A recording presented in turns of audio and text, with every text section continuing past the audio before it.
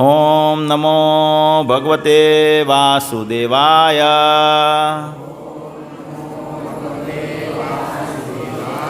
ओम नमो भगवते वासुदेवाय।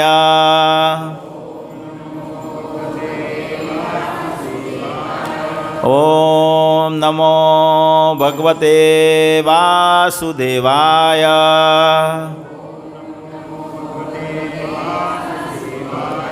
नारायणं नमस्कृत्यं नरं चैव नरोत्तमं देवीं सरस्वतीं व्यासं ततो जयामुदीरयेत्। नस्तप्रायेषु अभद्रेषु नित्यं भागवत्या सेवया भगवत्या उत्तमश्लोके भक्तिर्भवति नैष्ठिकी। श्रीमद् भगवद गीता तेना मूળ રૂપે અધ્યાય 2 ગીતાનુસાર શ્લોક સંખ્યા 46। यावन अर्थ उदपाने सर्वतः संप्लुतोदके तावन सर्वेषु वेदेषु ब्राह्मणस्य विजानतः।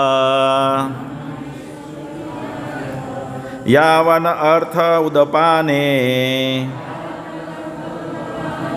सर्वतः संप्लुतोदके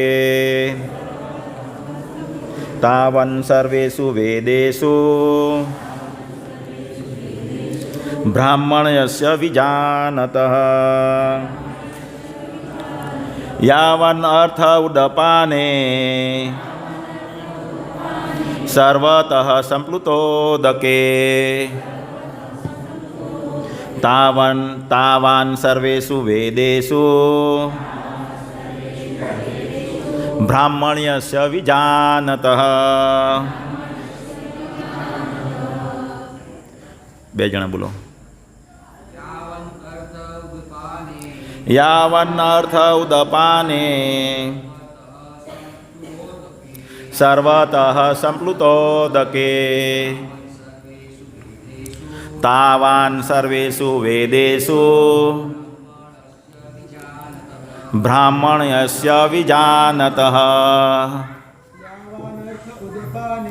यावन अर्थ उदपाने सर्वतः संप्लुतोदके तावान सर्वेषु वेदेषु ब्राह्मणस्य विजानतः। लेडीज माताजी देविया। यावन अर्थ उदपाने सर्वतः संप्लुतोदके तावान सर्वेषु वेदेषु ब्राह्मण्यस्य विजानतः। यावन अर्थ उदपाने सर्वतः संप्लुतोदके तावान सर्वेषु वेदेषु ब्राह्मण्यस्य विजानतः। यावन ते सर्व अर्थ अर्थ सरे छे उदपाने पाणीना कूवाथी सर्वतः सर्वथा संप्लुत उदके मोटा जलाशयथी तावन जे तेज प्रमाणे सर्वेषु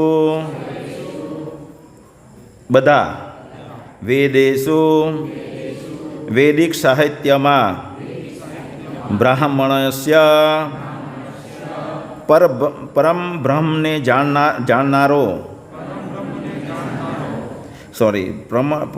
परम ब्रह्म ने जाननारनो વિજાનતઃ પૂર્ણ જ્ઞાનીનો અનુવાદ અને ભાવાર્થ શીલ પ્રભુપાદ મહારાજ દ્વારા શીલ પ્રભુપાદ મહારાજ કી જાય. જે હેતુઓ એક નાના કૂવાથી સરે છે તે બધા હેતુઓ વિશાળ જળાશયથી તરત જ પરિપૂર્ણ થઈ જાય છે. તે જ પ્રમાણે વેદોમાં રહેલા ઉદ્દેશને જાણનાર માટે વેદોના સર્વ આશયો સિદ્ધ થઈ જાય છે. ભાવાર્થમાં શીલ પ્રભુપાદ મહારાજ જણાવે છે, વૈદિક સાહિત્યના કર્મકાંડ વિભાગમાં વર્ણવેલ ધાર્મિક વિધિ તથા યજ્ઞનું ધ્યેય આત્મ સાક્ષાત્કારના ક્રમિક વિકાસને પ્રોત્સાહન આપવાનું છે અને આત્મ સાક્ષાત્કારનું ધ્યેય ભગવદ્ ગીતાના 15મા અધ્યાયના 15મા શ્લોકમાં સ્પષ્ટપણે દર્શાવવામાં આવ્યું છે. સચરાચરના આદિ કારણ ભગવાન કૃષ્ણને જાણવા એ જ વેદોના અધ્યયનનું ધ્યેય છે. તેથી આત્મ સાક્ષાત્કારનો અર્થ છે કૃષ્ણને જાણવા તથા તેમની સાથેના આપણા સનાતન સંબંધને જાણવો. કૃષ્ણ સાથે જીવોના સંબંધ વિશે પણ ભગવદ્ ગીતાના 15મા અધ્યાયમાં 7મા શ્લોકમાં ઉલ્લેખ થયો છે. જીવાત્માઓ કૃષ્ણના અભિન્ન અંશો છે. તેથી દરેક વ્યક્તિગત જીવાત્મા કૃષ્ણ ભાવનામૃત પુનઃ જાગૃત કરે એ જ વૈદિક જ્ઞાનની સર્વોચ્ચ પૂર્ણ અવસ્થા છે. શ્રીમદ્ ભાગવતમમાં આનું સમર્થન નીચે પ્રમાણે થયું છે. અહૌ બત્સ્વ બચોતુ ગર્યાન યજ્જિહ્વા અગ્રે વર્તતે નામ તુ ભયમ તે પુસ્તપસ્તુ તે જિહ્વું સસ્નુરાર્યા બ્રહ્માનુચાર નામ ગૃણંતી એતે. અહો બત્સ્વ પચોતુ ગર્યાન યજ્જિહ્વા અગ્રે વર્તતે નામ તુ ભયમ તે પુસ્તપસ્તુ તે જિહ્વું સસ્નુરાર્યા બ્રહ્મનુચર નામ ગૃણંતી એતે. હે પ્રભુ, આપના પવિત્ર નામનો જપ કરનાર મનુષ્ય ભલે ચંડાળ જેવા અધમ કુટુંબમાં જન્મ્યો હોય તોય તે આત્મ સાક્ષાત્કારની સર્વોચ્ચ ભૂમિકામાં સ્થિત હોય છે. આવા મનુષ્યએ સમગ્ર તીર્થ સ્થળોના પવિત્ર જળમાં સ્નાન કરીને વૈદિક વિધિ પ્રમાણે સર્વ પ્રકારના તપ તથા યજ્ઞો અવશ્યપણે કરેલા હોવા જોઈએ અને વૈદિક શાસ્ત્રોનું અનેક વાર અધ્યયન પરાયણ કરેલું હોવું જોઈએ. આવા મનુષ્યને આર્યકુળમાં શ્રેષ્ઠ ગણવામાં આવે છે. માટે મનુષ્યએ માત્ર વિધિ વિધાનોમાં આસક્ત થયા વિના વેદોનો ખરો હેતુ સમજવા પૂરતું બુદ્ધિશાળી હોવું જરૂરી છે અને તેણે ઉચ્ચ કક્ષાના ઇન્દ્રિય ભોગો પ્રાપ્ત કરવા માટે સ્વર્ગીય ગ્રહોમાં ઉન્નતિ પામવાની આકાંક્ષા રાખવી જોઈએ નહીં. આ યુગમાં સામાન્ય માનવી માટે વૈદિક કર્મકાંડના સર્વ વિધિ વિધાનોનું પાલન કરવું શક્ય નથી અને બધા વેદાંતો અને ઉપનિષદો સંપૂર્ણ અભ્યાસ કરવાનું પણ શક્ય નથી. અને બધા વેદાંતો અને ઉપનિષદનો સંપૂર્ણ અભ્યાસ કરવાનો પણ શક્ય નથી. વેદોના ઉદ્દેશો ચરિતાર્થ કરવા માટે પુષ્કળ સમય, શક્તિ, જ્ઞાન તથા સંસાધનોની જરૂર હોય છે. આ યુગમાં આ બધું ભાગ્યે જ શક્ય છે. પરંતુ વૈદિક સંસ્કૃતિનો સર્વોત્તમ ઉદ્દેશ પવિત્ર ભગવાન નામના કીર્તન દ્વારા પરિપૂર્ણ થઈ શકે છે, જેની ભલામણ પતિત જીવોના ઉદ્ધારક ભગવાન શ્રી ચૈતન્ય મહાપ્રભુએ કરી છે.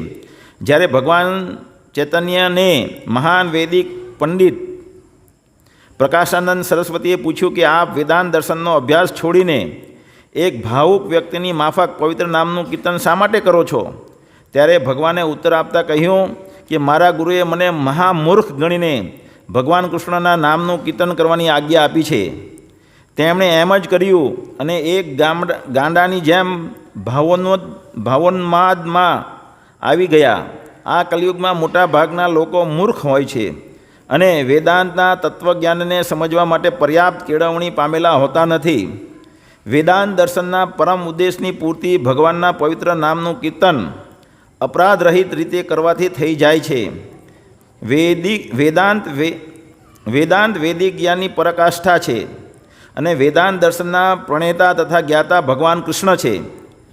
સૌથી મોટો વેદાંત તો તે મહાત્મા છે કે જે ભગવાનના પવિત્ર નામનું રટણ કે કીર્તન કરવામાં જ આનંદ અનુભવે છે આ જ સમસ્ત વૈદિક સાહિત્યના રહસ્યનું પરમ પ્રયોજન છે. ઓમ અજ્ઞાનતિમિરાંધસ્ય જ્ઞાનંજનશલાકયા ચક્ષુરુન્મિલિતમેન તસ્મૈ શ્રી ગુરુવે નમઃ.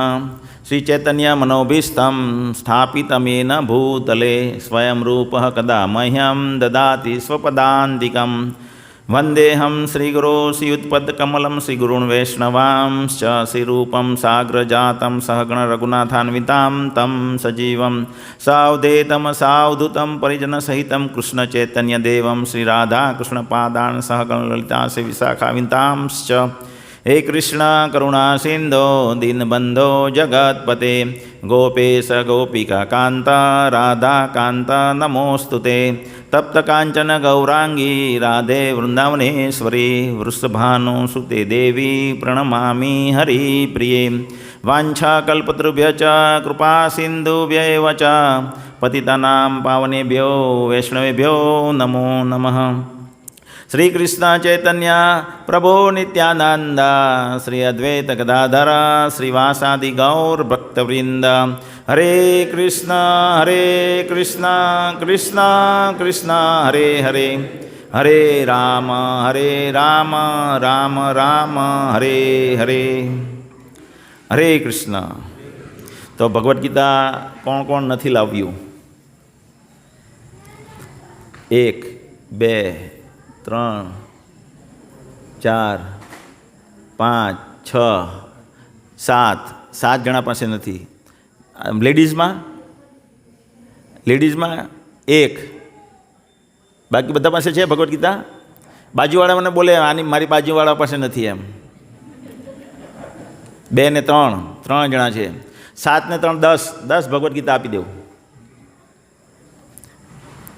10 ભગવદ્ ગીતા અમે તમને આપીએ છીએ, જેની લક્ષ્મી સેવા 250 રૂપિયા છે. તમે આપી દેવો તો તમારું કલ્યાણ છે, નહીં આપો તો કંઈ નહીં. 10 ભગવદ્ ગીતા આપી દેવું. ગુજરાતીમાં આપી દેવું યોગ્ય છે તમારા માટે.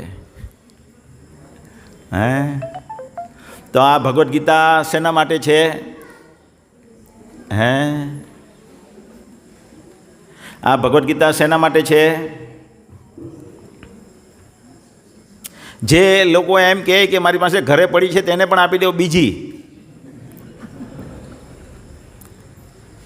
હે અર્જુન કર્ણ એમ કહેવા ગયો કે મારું રથ પેલો શ્લોક યાદ કરું ત્યાં તો અર્જુને બાણ છોડીને એને મારી નાખ્યો. ખ્યાલ આવ્યો ને? તો શ્લોક જે સમયે જરૂરી છે તે સમયે યાદ ન આવે તો શું થાય? મૃત્યુ આવી જાય. તો ભગવદ્ ગીતા જ્યારે આપણી સાથે હોવી જોઈએ ત્યારે ન હોય તો શું આવે? હે નવી ભગવદ્ ગીતા અહીંયાથી પ્રાપ્ત થઈ જાય.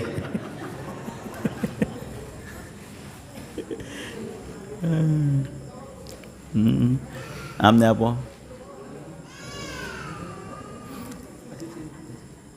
હિન્દી નહીં હે તો રહેવા દો ને. હિન્દી જેને જોઈતી હોય બધા હિન્દી બોલે. હવે મનુષ્ય બુદ્ધિ એટલે ભગવાનથી બચવા માટેની બરાબર ખોપડી આપણે બનાવેલી છે.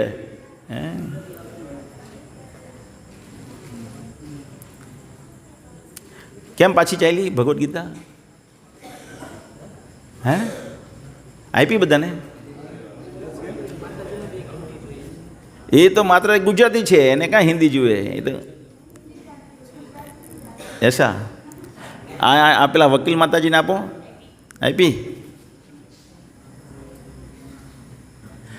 કીર્તિને આપી દીધી. Very good. અનંત કીર્તિ પ્રભુ.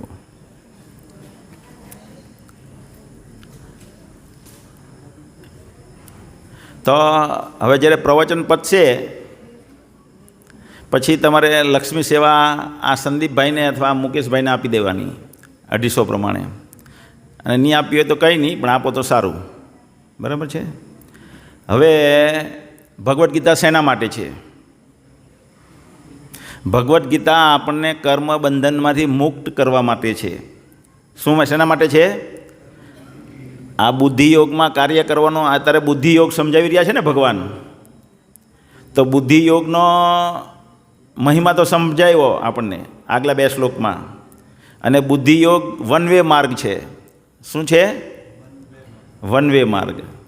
કેવી રીતે વન વે માર્ગ છે શ્વેતલ? તમારું નામ શ્વેતલ ને? પ્રિયાંક, પ્રિયાંક કેવી રીતના વન વે માર્ગ છે?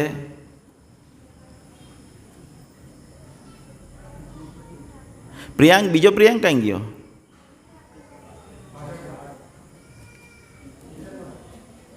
સેવા આપે છે.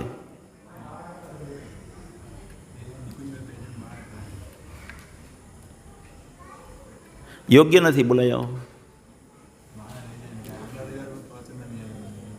હે હે ના, યોગ્ય નથી આ વસ્તુ. રાતે 12 વાગે લગીને જાગીને માળા કરજો. સવારે એમ પણ સવારે ક્યાં આવે છે? મંગળ આરતીમાં આવે છે. મંગળ આરતીમાં પણ આવવું જોઈએ સવારે 4 વાગે ઉઠીને, અને રાતે 12 વાગે લગીને માળા ન થઈ હોય તો માળા કરવી જોઈએ. આ શ્લોક આજે એ જ કહેવાનો છે. હે તો ભગવદ્ ગીતા આપણને શેના માટે છે? કર્મબંધનમાંથી મુક્ત કરવા માટે છે. આ ભગવદ્ ગીતા આપણને કર્મબંધનથી મુક્ત કરવા માટે છે. આ જગતમાં જે કંઈ આપણે ભોગવી રહ્યા છે, જે કંઈ પણ પેટમાં દુખવાનું શરૂ થયું, કર્મબંધન. ખેલેમાં પગ કપાઈ ગયો, કર્મબંધન. કોઈ ગાયે કોઈને સ્કૂટી પર જતા પાડી નાખ્યો, કર્મબંધન. ખ્યાલ આવે છે ને? આપણને સારી પત્ની મળી, કર્મબંધન. આપણને ખરાબ પત્ની મળી, કર્મબંધન. આપણને સારા પતિ મળ્યા, કર્મબંધન. સારા પતિ ન મળ્યા, કર્મબંધન. આપણે જે પણ કાર્યમાં અત્યારે ભગવાનને આપણને મૂક્યા છે, બિઝનેસ ધંધામાં, એ પણ કર્મબંધન છે. આપણી ઘરે જે પુત્ર છે, સારો છે કે ખરાબ છે, એ પણ કર્મબંધન છે. ખ્યાલ ને? અને કોઈ વ્યક્તિ પર, કોઈ સ્ત્રી પર બળાત્કાર થાય છે ને, તો પણ કર્મબંધન છે. તો પછી હવે સવાલ થાય કે તમે આવા બધું વાત કરો, તો પછી જો કર્મબંધન જ હોય, તો પછી એને સજા શું કરવાની? સવાલ નેક્સ્ટ એ થઈ શકે ને તરત મનમાં, કે કોઈ ખરાબ કાર્ય કર્યું અને એને જો તમે કર્મનું બંધન ગણતા હોવ, તો પછી એને સજા શેના માટે? તો પછી આ બધા એને રોકવાનો ઉદ્દેશ શેના માટે? ખ્યાલ આવ્યો ને? તો જે વ્યક્તિ આવું કાર્ય કરે છે નિંદનીય, તો એને પાછું એ જ કર્મબંધન લાગી જાય છે. શું લાગે છે? એને પણ એના પર પણ બળાત્કાર થશે. એમ એને સ્ત્રી બનવું પડશે, અને એની પણ કોઈ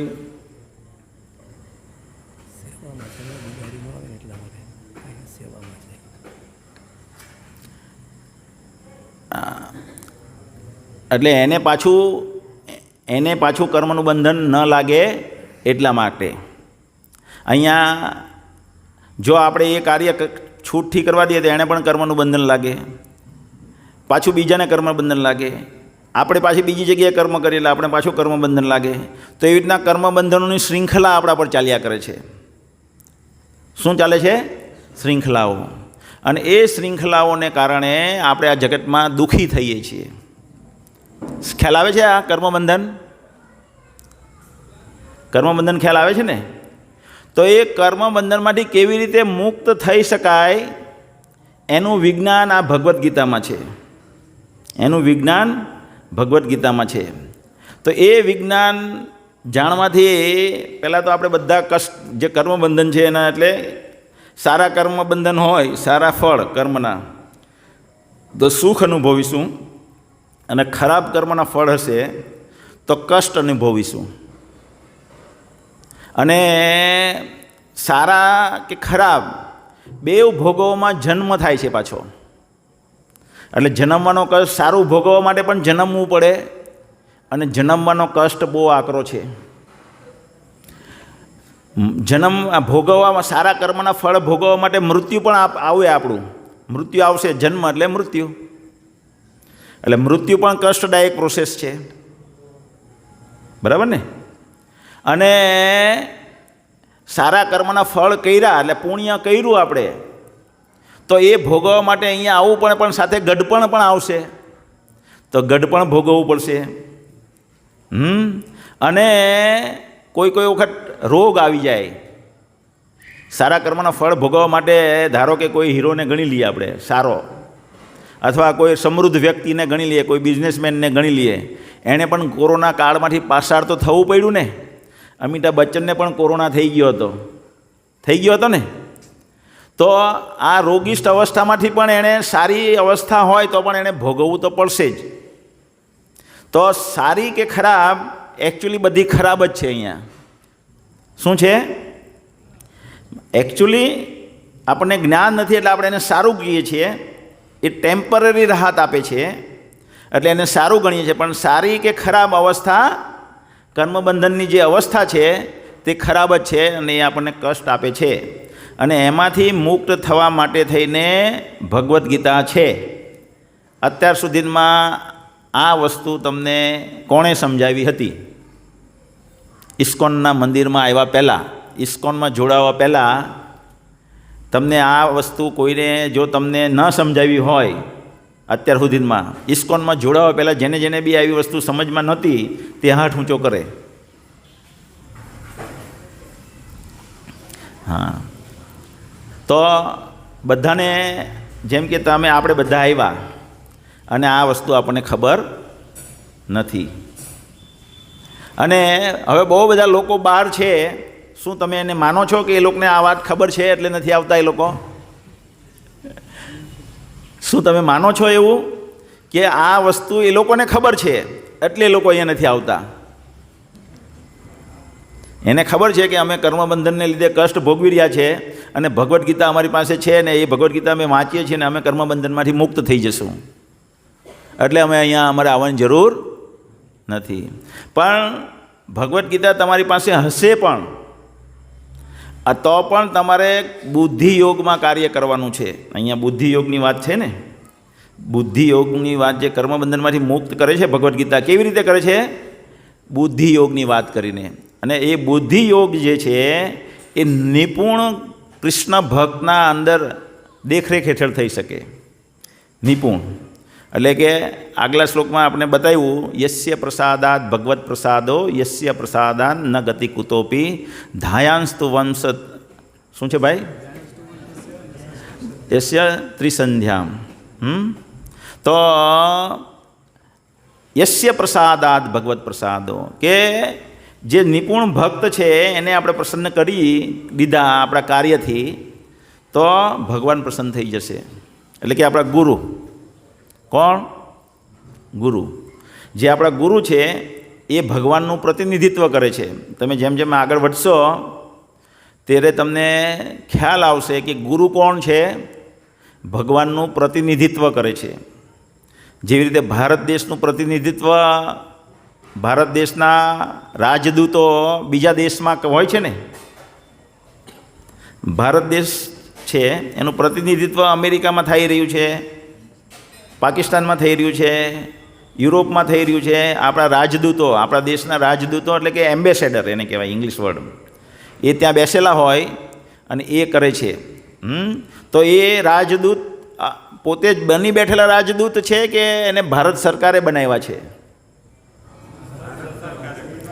તો એવી જ રીતે ભગવાનના જે રાજદૂત છે, ભગવાનના પ્રતિનિધિ છે, જેને આપણે ગુરુ કહીએ, એ આધ્યાત્મિક જગતના એમ્બેસેડર કહેવાય. શું કહેવાય? આધ્યાત્મિક જગતના રાજદૂત કહેવાય. એને ભગવાને મોકલેલા હોય. એને કોણ મોકલે? ભગવાન. અને એ પારખતા આપણને આવડવું જોઈએ કે આ રાજદૂત છે કે આ ડુપ્લિકેટ રાજદૂત છે. એ અહીંયા તમને શીખવવામાં આવશે. ખ્યાલ આવશે કે આ રાજદૂત જે છે એ સહી માયનામાં રાજદૂત છે કે ડુપ્લિકેટ રાજદૂત છે, એ પણ તમને આગળ જતાં અહીંયા સમજાવવામાં આવશે. તો અહીંયા આપણે આની પહેલાં એ જોયું કે ભગવાન બુદ્ધિ, આને પહેલાં ભગવાન રીત વાપરે, સ્ટ્રેટેજી. અર્જુનને પોતાના કાર્યમાં લગાવવા માટે એક સ્ટ્રેટેજી વાપરે છે. અર્જુને યુદ્ધ નથી કરવું પોતાની ઈચ્છા માટે થઈને, પોતાની ખુશી માટે થઈને. પોતાની ખુશી છે ને અર્જુનની કે યુદ્ધ કરું તો આ બધા મરી જાય તો મારે આનંદ તો રહેશે નહીં, એટલે મારે આનંદ લેવો છે એટલે હું નથી મારતો. ખ્યાલ આવે છે ને? તો પોતાની ખુશી માટે થઈને અર્જુને યુદ્ધ નથી કરવું, પણ ઉદ્દેશ એ છે કે ભગવાનને પ્રસન્ન, બુદ્ધિયોગમાં જે છે એ ભગવાનને પ્રસન્ન કરવા માટે થઈને કાર્ય કરવું જોઈએ.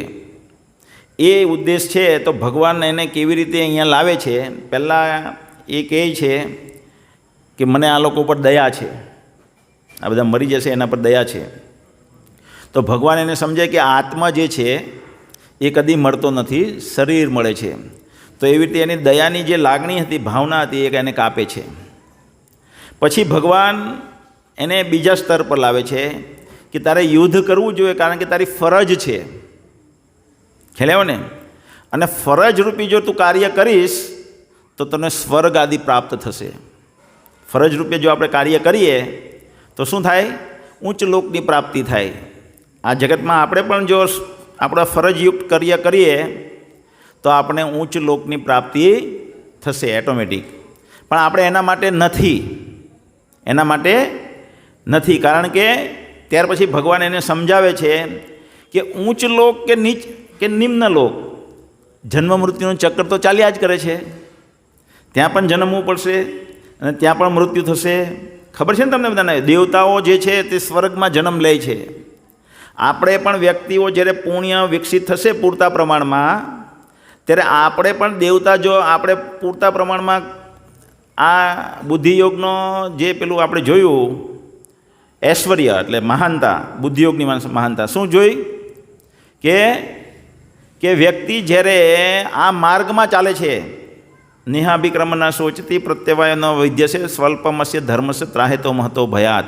એ મહાન ભયમાંથી મુક્ત પામે છે. આ માર્ગમાં થોડી અમથી પ્રગતિ પણ વ્યક્તિને મહાન ભયમાંથી બચાવે છે, અને થોડી અમથી પ્રગતિ પણ શું કરે છે? એ આપણું કાર્ય કાયમ માટે પરમેનન્ટ એસેટ બનાવે છે, પરમેનન્ટ મિલકત બનાવી દે છે. ભગવાન માટે થઈને જે પણ કાર્ય કરીએ તે આપણી પરમેનન્ટ મિલકત કહેવાય. અને એ પરમેનન્ટ મિલકત કહેવાય, અને પૂર્ણ કાર્ય નથી થતું આપણું. ભગવાનનું જગત, જે ભગવાનના ધામમાં જવાનો ઉદ્દેશ છે, તે પ્રાપ્ત નથી થતું. તો શું થાય છે? આપણે પાછા આવીએ છીએ. પણ ક્યાં પાછા આવીએ છીએ? પ્રાપ્ય પુણ્યકુતાન લોકાન ઉષિતા શાશ્વતી સમઃ શુચિનામ શ્રીમતામ ગેહે યોગો ભ્રષ્ટો બીજાયતે. આપણે એ જોયું કે આ માર્ગની મહાનતા શું છે? કે આપણે જો અધૂરું રહી જાય, જે 10% કર્યું તો 10% મિલકત આપણી સાથે રહેશે, 90% અધૂરી રહી જાય તો એ 90% પૂર્ણ કરવા માટે ભગવાન આપણને પાછો ચાન્સ આપે, સારી જગ્યાએ ચાન્સ આપે. એ આ બુદ્ધિયોગની, એટલે કે આ માટે થઈને જો કાર્ય કરીએ, બુદ્ધિયોગ એટલે કર્મયોગ, કર્મયોગ એટલે ભક્તિયોગ. યોગ કોને કહેવાય? 50મા શ્લોકમાં આજે આવશે. તો એ 50મા શ્લોકમાં આપણે જોઈશું. તો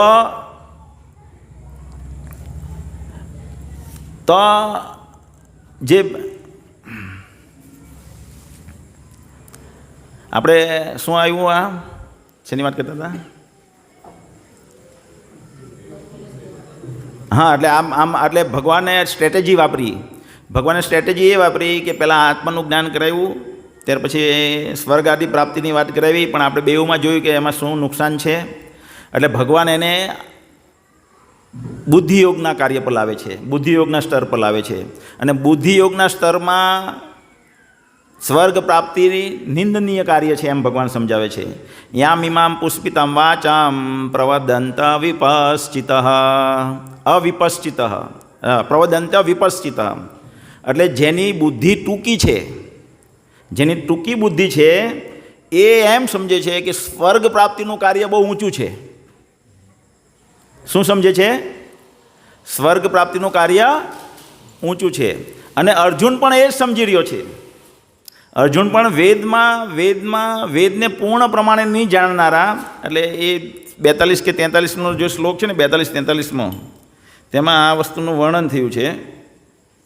શું છે? યામિમામ પુષ્પિતમ વાચામ પ્રવદંત વિપશ્ચિત વેદવાદરત પાર્થ નાન્યદ અસ્તિ વાદિન કામાત્મન સ્વર્ગ પરામ જન્મ કર્મ ફલ પ્રદામ ક્રિયા વિશેષો બહુલામ ભોગ ઐશ્વર્ય ગતિમ પ્રતિ.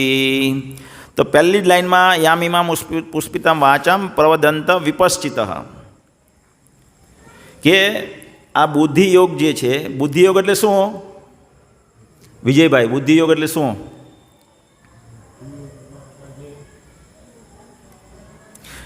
આપણે આપણી પ્રસન્નતા માટે કાર્ય કરીએ, તે કાર્યને કર્મકાંડના વિભાગમાં 3 પ્રકારના કાર્ય આવે કે શાસ્ત્રો પ્રમાણે, શાસ્ત્રો ઉચિત, શાસ્ત્રોની અનુમતિ જે છે, શાસ્ત્રો જે કહે છે એ પ્રમાણે આપણે કાર્ય કરીએ તો એ કાર્યથી આપણને સ્વર્ગ પ્રાપ્તિ થાય.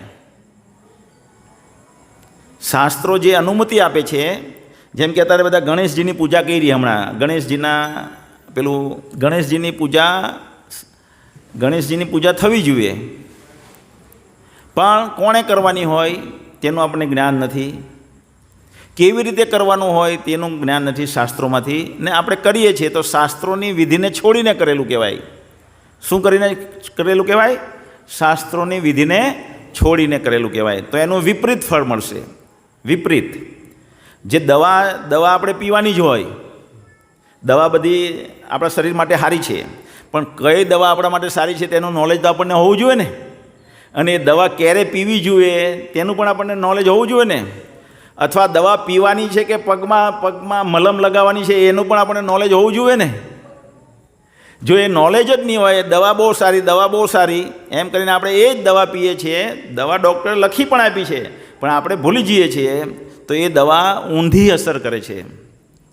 તેવી રીતે ગણેશજીની જે પૂજા વિધિ છે એ જો આપણે યથારૂપમાં વેદોમાં વર્ણિત છે, તો એ વેદોમાં વર્ણિત છે એ રીતે ન કરીએ તો એની આપણને સજા મળી જાય, નર્ક પ્રાપ્તિ થઈ જાય. અને એ પ્રમાણે જો કરીએ, શાસ્ત્રમાં જે છે કે પતિએ કેવી રીતે રહેવું જોઈએ, પત્નીએ કેવી રીતે રહેવું જોઈએ, તો એ પ્રમાણે ખાલી આપણા રોજિંદા કાર્યમાં આપણે જો રહીએ તો પણ આપણે સ્વર્ગ પ્રાપ્તિ થાય. ખ્યાલ આવે છે ને? અને હવે એ જે સ્વર્ગ પ્રાપ્તિ થયા પછી આપણે પાછા અહીંયા આવતા રહીએ, અહીંયા આપણું પુણ્ય ત્યાં વિકસિત જે થયેલું હોય તે ખલાસ થઈ જાય.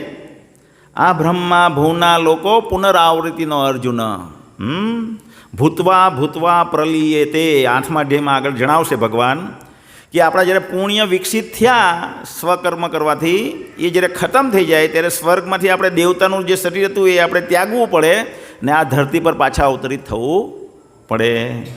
એટલે ભગવાન કહે છે કે આવી જેની બુદ્ધિ છે, મારે સ્વર્ગ પ્રાપ્ત કરવું છે, એ શું છે? ટૂંકી બુદ્ધિનો અવિપશ્ચિતામ. અહીંયા શું કહે છે?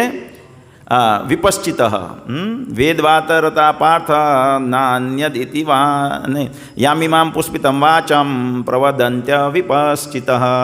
એ વિપશ્ચિત લોકો છે.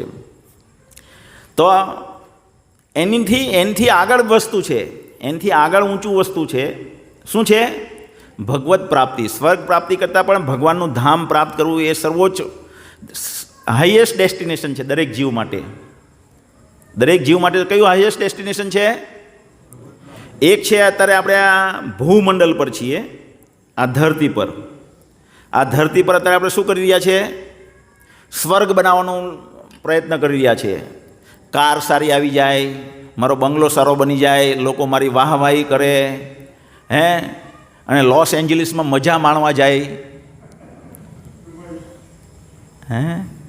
લોસ એન્જલિસમાં મજા માણવા જાય ને, તો એને સ્વર્ગ પ્રાપ્તિની અભિલાષા છે અહીંયા જ. પણ એ વાસ્તવિક સ્વર્ગથી કરોડો માઇલ દૂર છે. વાસ્તવિક સ્વર્ગની જે આનંદ છે એનાથી આ લોસ એન્જલિસનો જે આનંદ છે એ કરોડો માઇલ દૂર છે. ખ્યાલ આવે છે ને? તો બીજું સ્તર છે સ્વર્ગ આદિ લોક. ત્યાં ખૂબ આનંદ માણી શકાય અને ખૂબ સુખપૂર્વક રહી શકાય. પણ એનાથી પણ ઊંચું ડેસ્ટિનેશન છે ભગવત ધામ. જેવી રીતે આપણે કેવી રીતે જોયું બધાને આ ઉદાહરણ આપણે જગન્નાથ ભગવાનની રથયાત્રા વખતે મેં આપેલું હતું, એના પ્રવચનના અડધા કલાકના પ્રવચનમાં આપેલું હતું કે ગોપ બાળકો છે, ગોપ બાળકો એક વખત સુધર્મા હોલ જોઈ છે. કોનો સુધર્મા હોલ જોઈ છે? સ્વર્ગ આદિ લોકનો. સ્વર્ગનો એસેમ્બલી હોલ, રાજભવન જે છે એને એ હોલનું નામ છે સુધર્મા. હવે સુધર્મામાં કોઈ પણ વ્યક્તિ બેસી જાય, અંદર જતો રહે એટલે એના ધોળા વાળ કાળા થઈ જાય. ખબર છે તમને? હે, કોઈને ખબર છે? તો સુધર્માનો બહુ મહિમા છે. સુધર્મામાં કોઈ પણ વ્યક્તિને મોઢા પર કરચલી પડતી નથી. એનું શરીર સુગંધ મારવા માંડે, એની યુવાની પાછી આવી જાય. હે, અને આવી યુવાની નહીં, આ તો કોઈ યુવાની જ નથી. અત્યારે આપણે સુરતમાં કે બાઇક લઈને તમે અહીંયા આંટો મારવા નીકળો અને બધા યંગ લોકો 20થી 30 વર્ષના લોકોને યંગ ગણીએ ધારો કે, તો એ બધા નિસ્ટેજ ચહેરાવાળા હોય. 99%. કેટલા? 99% લોકો નિસ્ટેજ હોય. એનો ચહેરામાં બધા ખીલ ને આને તે બધું નજીકથી જુઓ તો તમને ઉલટી થાય. ખ્યાલ આવ્યો ને? એટલે એ યુવાન શું યુવાન? તો શેના પરથી વાત ચાલે છે? હા, તો સુધર્મા. તો સુધર્મામાં તમે જાઓ તો વાસ્તવિક જે તાજગી કહેવાય તે આવી જાય આપણામાં. તો એ સ્વર્ગના દેવતાઓને કહે છે એ ગોપ બાળકો કે તમારો સુધર્મા હોલ તો બહુ જ સરસ છે. તો દેવતાઓ કહે આ અમારો હોલમાં તો કશું લેવાનું નથી. શું કહે છે? આ કશું લેવાનું નથી. આનાથી તો હોલ જે છે એ બ્રહ્માજીનો છે. આપણે બ્રહ્માજી પાસે જઈએ ને તમને બતાવવું. તો એ બધા દેવતાઓ સહિત બ્રહ્માજીની પરમિશન માંગીને બ્રહ્માજી પાસે જાય. અને બ્રહ્માજી પાસે જ્યારે જાય તો એ બ્રહ્માજીનો હોલ જોઈ છે. તો એ લોકો કહે છે ઓહો શું હોલ છે આ, જોઈને અમે સ્વર્ગનો એટલે સુધર્મા જોઈને મોહિત થઈ ગયા, પણ આ સુધર્મા હોલ તો આની સામે કશું નથી. એટલે બહુ મહિમા ગાવા માંડે બ્રહ્માજીનો. તો બ્રહ્માજી કહે કે આ મારા હોલનું તો કશું નથી. શિવજીનું જે છે ને શું કૈલાસ, એ કૈલાસનું જો તમે વર્ણન જોશો તો આ બ્રહ્મલોકને તમે ભૂલી જશો. તો કે ચાલો આપણે કૈલાસ જોવા જઈએ. તો બ્રહ્માજી, દેવતાઓ અને ગોપ બાળકો બધા જાય કૈલાસ. તો કૈલાસ જાય તો કૈલાસનો જે વર્ણન છે ભાગવતમના 4થા સ્કંદમાં, શ્રીમદ ભાગવતમના 4થા સ્કંદમાં કૈલાસનું વર્ણન છે. આપણને એકચ્યુઅલી કોઈ નોલેજ નથી એટલે આપણે અહીંયા પેલું હિમાલયમાં પેલું કૈલાસનું વર્ણન બતાવે ને, પેલું ચાઇના બહુ મગજમારી કરતું છે એ કૈલાસ, માનસરોવર કૈલાસ સમજીએ. એ કૈલાસ નહીં, એ કૈલાસ તો વાસ્તવિક કૈલાસ છે. એટલે અહીંયા જેમ કોઈ નામ આપી દે ને વૃંદાવન, તો વૃંદાવન સિટી છે, પણ અહીંયા વૃંદાવન નામ આપી દે તેવું વાત છે. આ ખ્યાલ આવ્યો ને? વાસ્તવિક કૈલાસ છે એ કૈલાસને ખાલી અહીંયા નામ આપી દીધેલું છે આ હિમાલય પર, બાકી એ કૈલાસની વાત નથી કરતા. તો એ કૈલાસ જે છે તેમાં જઈને ગોપ બાળકો ઓહો કે અમે અમારી કેવી ટૂંકી બુદ્ધિ હતી કે સુધર્માને એમાં વખાણવા માંડ્યા, બ્રહ્માજીનો હોલ વખાણવા માંડ્યા. કૈલાસની તો કંઈ મહિમા જ પરંપાર છે. ખ્યાલ આવ્યો ને? તો શિવજી કહે છે કે આ તો કશું નથી. શિવજી શું કહે છે? આ કશું નથી. ચાલો હું તમને મહાવિષ્ણુના લોકમાં લઈ જાઉં, ત્યાં તમને જુઓ કેવો વૈભવ છે. એટલે બધા બાળકો ત્યાં જઈને મહાવિષ્ણુ લોકમાં જાય છે. શું જોઈ છે? મહાવિષ્ણુ લોકમાં જાય છે. તો મહાવિષ્ણુ લોકમાં જઈને ત્યાંનો વૈભવ જોઈ છે. તો એને આ બાકીનું 3 વસ્તુ ટોયલેટ સમાન લાગે. શું લાગે? મૂતરડી સમાન લાગે. આટલું આહલાદક વાતાવરણ હોય છે ત્યાં. તો મહાવિષ્ણુ કહે છે કે આ તો કશું નથી, આ તો કશું નથી. તમે કૃષ્ણ લોકમાં આવો, ગોલોકમાં.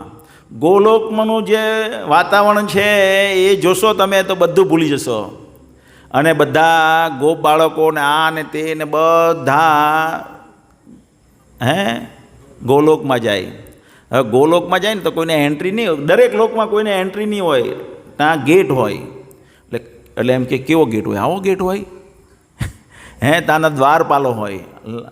કિલોમીટરના કિલોમીટર એ લોકોની દૂરબીનનું ચાલતું હોય. એ લોકોનું કોઈ વ્યક્તિ બિન અધિકૃત રીતે પ્રવેશી ન શકે ત્યાં. કોઈ પણ લોકમાં બિન અધિકૃત વ્યક્તિ કોઈ પ્રવેશી શકે નહીં. જેમ ભારતમાં કોઈ બિન વિઝા લીધા વગર કોઈ વ્યક્તિ પ્રવેશી નહીં શકે. આતંકવાદી પ્રવેશવા જાય તો પેલા લોકો કરીને ઉડાવી દે ને, સૈનિકો ઉડાવી દે ને. એવી રીતના આપણે અમેરિકામાં ઘૂસવા ગયા તો અમેરિકન સૈનિક આપણને ઉડાવી દે. તો કોઈ વ્યક્તિ અનધિકૃત રીતે નહીં ઘૂસી શકે. એ ક્યાંથી આવે છે?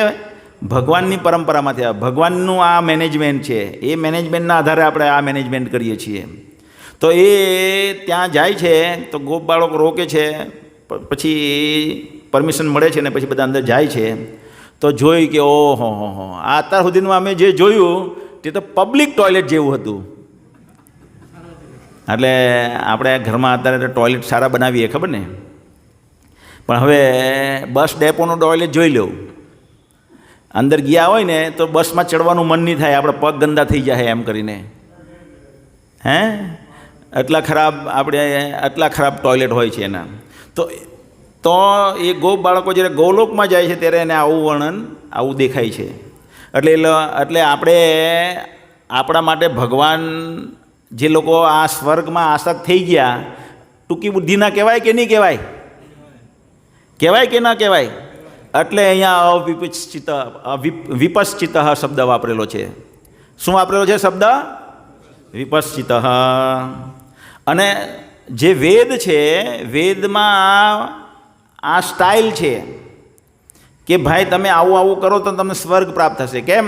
કારણ કે બધાને ન્યુયોર્કમાં જવું હતું, લોસ એન્જલિસમાં જવું હતું. બધાને ક્યાં જવું હતું? લોસ એન્જલિસમાં. એટલે મારી જેવો એક જણ આવે છે, ભાઈ લોસ એન્જલિસ કંઈ કંઈ ગટર સમાન છે. શું છે? ગટર સમાન છે. સ્વર્ગમાં જાઓ એટલે વેદ ભણો. તમે વેદ ભણશો અને વેદને અનુકૂળ અથવા સ્ત્રી ધર્મનું પાલન કરશો અથવા પુરુષ ધર્મનું પાલન કરશો તો સ્વર્ગમાં જતા રહો. અને સ્વર્ગમાં જશો તો તમે શું ભોગવશો? એટલે મારો ઉદ્દેશ શું છે કે તમને જે અહીંયા આસક્ત છે લોસ એન્જલિસમાં, તેને આ શાસ્ત્ર તરફ વાળવા. કેની તરફ વાળવા? કારણ કે શાસ્ત્ર તરફ વાળશે પછી એમાં આગળ થોડુંક આગળ વાંચવા દે નહીં. વેદ વાંચવાનું શરૂ કરે ને એટલે વેદ વાંચતા ઉપનિષદમાં ઘૂસી જાય. શેમાં ઘૂસી જાય? ઉપનિષદ વિભાગમાં ઘૂસી જાય વ્યક્તિ. અને ઉપનિષદમાં જ્યારે ઘૂસી જાય ત્યારે કહેશે ઓ સ્વર્ગથી પણ ઉપર કંઈક છે. એટલે શાસ્ત્રો ભલામણ પહેલાં વેદ નહીં કરે. સમજમાં આવે છે? હું તમને સમજાવું છું. શાસ્ત્ર ભલામણ શેની કરે? વેદની કરે. એટલે વેદની જ્યારે ભલામણ કરે અને કોઈ વ્યક્તિ આટલામાં સીમિત થઈ જાય, જેમ કે અર્જુન સીમિત થઈ ગયો છે ને. અર્જુન શું વાત કરી રહ્યો છે? સ્વર્ગની જ વાત કરી રહ્યો છે. અર્જુન જે છે એ સ્વર્ગની જ વાત કરી રહ્યો છે. જે પણ એને દલીલ છે તે આ દેહાત્મ ભાવમાં એટલે સ્વર્ગ સુધી જવાય તે લેવલની જ વાત છે અર્જુનની. એટલે ભગવાન એને કાપી રહ્યા છે, અહીંયા કાપી રહ્યા છે અને કહે છે કે સ્વર્ગની જે વાત છે શાસ્ત્રમાં જે લોકો કરે છે, હું તને એનાથી ઉપર લઈ જવાની વાત કરું છું. એ લોકો જે સ્વર્ગની વાત કરે છે તે તો વિપશ્ચિત છે. એટલે હવે જે લોકોએ સ્વર્ગનું સાંભળી અને જેમ કે અત્યારે લોકો અમેરિકા જ જવું છે, અમેરિકાથી વધારે કંઈ જવું જ નથી, તો આપણે એને શું કહેશું? મૂર્ખ કહેશું. 60 વર્ષ છે માણસ ભણે 25 વર્ષે, પછી પાછો અમેરિકા ભણવા જાય છે એમ કરીને જાય તે 5 વર્ષે સેટ થાય એટલે 30 વર્ષનો થઈ જાય. અમેરિકા જતા સુધીમાં 30 વર્ષનો થાય. પછી ત્યાં મહેનત કરીને બંગલો બનાવે, કાર લે તે 40 વર્ષનો થાય. કેટલા વર્ષનો? હવે 40 થઈ ગયા પછી 60 કે 50 થતાં કેટલી વાર લાગે? આંખના પલકારામાં જ 50-60 થઈ જાય. તમને અનુભવ નહીં હોય તો મને અનુભવ છે. હું 30 વર્ષે કમાવાનું શરૂ કર્યું મેં મારા જીવનમાં, અને 30 વર્ષથી 50 વર્ષ થઈ ગયા, ખબર ન પડી. આમ આંખનો પલકારો થઈ ગયો એવું જ લાગ્યા કરે મને. તો આપણે જે વ્યક્તિ અમેરિકા લોસ એન્જલિસ જઈને લાઈફ બનાવી છે એની વાત કરશે તો શું કહેશું આપણે? મૂર્ખ છે. તો એવી જ રીતે ભગવાન અહીંયા અર્જુનને શું કહે છે? જે મૂર્ખ છે, સ્વર્ગની તું વાત કરે છે તે એનાથી ઉપરના લોકની જ વાત કરતું, હજી એનાથી ઉપરના લોક છે હજી ઘણા બધા. ખ્યાલ આવે છે ને? તો હવે એના પછીનો જે શ્લોકમાં ભગવાને એટલા માટે એવી રીતે સમજાવ્યું કે કોઈ વ્યક્તિની આની ઉપર બુદ્ધિ કેમ ઉઠતી નથી, કોઈ વ્યક્તિની આની ઉપર બુદ્ધિ કેમ ઉઠતી નથી એ સમજાવવા માટે શું કહે? ભોગ ઐશ્વર્ય પ્રસક્તા નામ તયા અફત ચેતસામ. ચેતસામ એટલે બુદ્ધિ, એનું મન, એની ચેતના જે હરાઈ ગઈ છે. તયા હપ ચેતસામ શેના? ભોગ ઐશ્વર્ય પ્રસક્તા નામ. મારે ભોગ, બસ મારે આનંદ માણવો છે, આનંદ માણવો છે. એટલે પણ ભાઈ તારે આનંદ માણવો છે પણ કાં મળે દે તો સમજમાં આવે છે કે નહીં વાત? મારે ક્રિકેટ રમવું છે, મારે ક્રિકેટ રમવું છે, પણ ગટરમાં થોડી ક્રિકેટ રમાય, તો ક્રિકેટના ગ્રાઉન્ડમાં ક્રિકેટ રમાય, બરાબર ને? તેવી રીતે મારે આનંદ માણવો છે, મારે આનંદ મેળવો છે, મારે મોજ મસ્તી કરવી છે. તો ભગવાન કહે કે જેની આવી બુદ્ધિ છે ખાલી મોજ મસ્તી કરવી છે એ લોકોની બુદ્ધિ આગળ દોડે જ નહીં. એ લોકોને આગળ બુદ્ધિ દોડે જ નહીં કે કંઈ આ જગતમાં બીજું પણ છે એમ. ખ્યાલ આવે ને?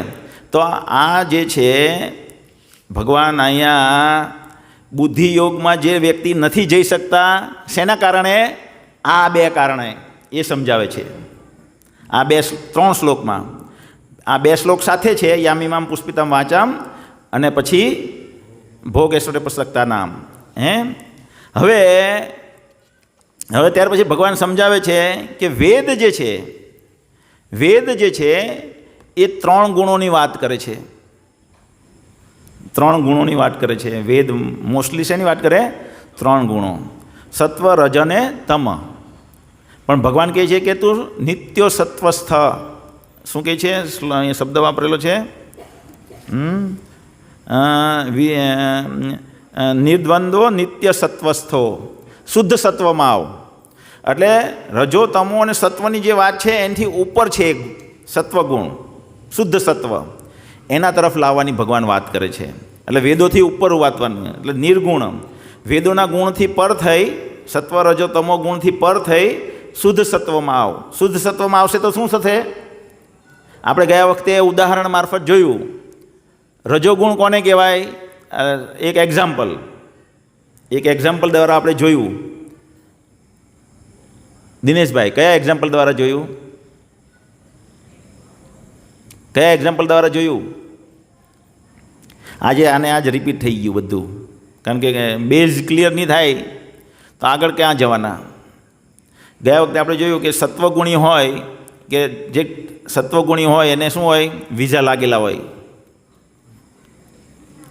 લાગેલા હોય, બરાબર છે? એની પાસે ટિકિટ હોય, અમેરિકાની ટિકિટ પણ લઈ લીધેલી છે અમેરિકા જવાની, બરાબર છે? અને વિઝા પણ હોય ને એ બોમ્બેમાં રહેતો હોય, તો એને શું કરવાનું? પ્લેનમાં બેસવાનું અને અમેરિકા જતું રહેવાનું. ખ્યાલ આવ્યો? એની સાથે એક એક્ઝામ્પલ આ. સત્વગુણી વ્યક્તિને ભગવાનનું જ્ઞાન તરત થઈ શકે, ભગવાનનું જ્ઞાન સમજી શકે.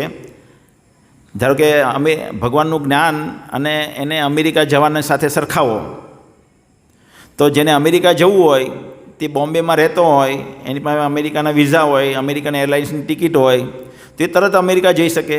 એવી જ રીતે જે સત્વગુણી છે એને તરત જ ભગવાનનું જ્ઞાન થઈ શકે, તો એ સત્વગુણી. રજોગુણી છે એ વ્યક્તિ નવસારીમાં બેસેલો છે અને એની પાસે વિઝા પણ નથી લાગેલા, એની પાસે પાસપોર્ટ છે પણ વિઝા નથી મળ્યા, તો એને વિઝા મેળવવા માટે બહુ માથાકૂટ કરવી પડે. તો જે રજોગુણી છે એને ભગવાનનું જ્ઞાન સમજવા માટે બહુ માથાકૂટ છે.